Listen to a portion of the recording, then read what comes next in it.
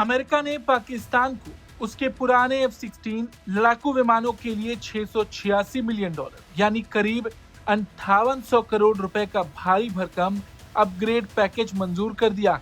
कागजों में से तकनीकी मदद कहा जा रहा है, लेकिन हकीकत यह है कि ये डील जितनी चमकदार दिखाई देती उतनी ही पाकिस्तान के लिए घाटे का सौदा है। और सबसे बड़ा सवाल यहाँ ये उठता है कि ट्रंप पाकिस्तान को क्यों फिर से गले लगा रहे हैं। दरअसल DSTA ने 8 दिसंबर को अमेरिकी कांग्रेस को पत्र भेजा और बताया कि पाकिस्तान को लिंक 16 टैक्टिकल डेटा लिंक, नए एवियोनिक्स क्रिप्टो उपकरण, पायलट ट्रेनिंग सिमुलेटर और स्पेयर पार्ट्स दिए जाएंगे। ये वही लिंक 16 है जिसका इस्तेमाल अमेरिका और नेटो अपनी सबसे संवेदनशील लड़ाई में करती है। लेकिन यहाँ ध्यान देने वाली बात यह है कि ये पाकिस्तान को मिल जरूर रहा है, लेकिन पूरी निगरानी और नियंत्रण अमेरिका के हाथ में रहेगी। यानी पाकिस्तानी F-16 उड़ेंगी मगर रिमोट अमेरिका के पास रहेगा, और यहीं से ये सौदा पाकिस्तान के लिए नुकसान का खेल बन जाता है। पाकिस्तान के पास आज भी करीब 75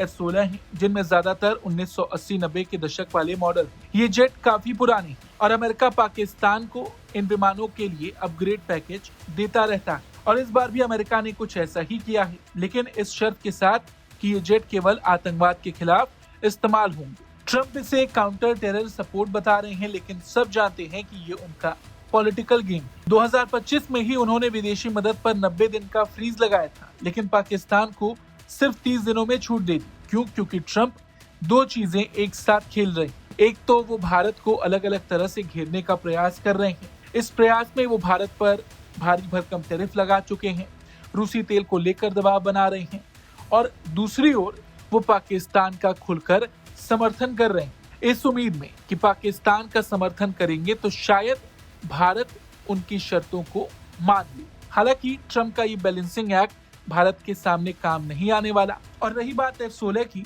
तो आपको याद दिला दे 2019 में विंग कमांडर अभिनंदन ने MiG-21 से F-16 को मार गिराया था। उसके बाद से इसकी मार्केट पर बहुत बड़ा असर पड़ा था। अमेरिकी विमानों की मार्केट को बहुत नुकसान हुआ था। रही बात इस विमान के अपग्रेड की, तो इससे भारत को फर्क नहीं पड़ने वाला। और कायदे से देखा जाए तो भले ही अमेरिका F-16 के लिए अपग्रेड पैकेज लेकर आया हो, उसका ये फैसला कहीं ना कहीं भारत को घेरने की कोशिश का हिस्सा है। लेकिन भारत की ताकत और तकनीक के आगे ये चाल सफल नहीं हो पाई। इस खबर पर आपका क्या कुछ कहना है, कमेंट करके जरूर बताएं। Bureau report, Bharat.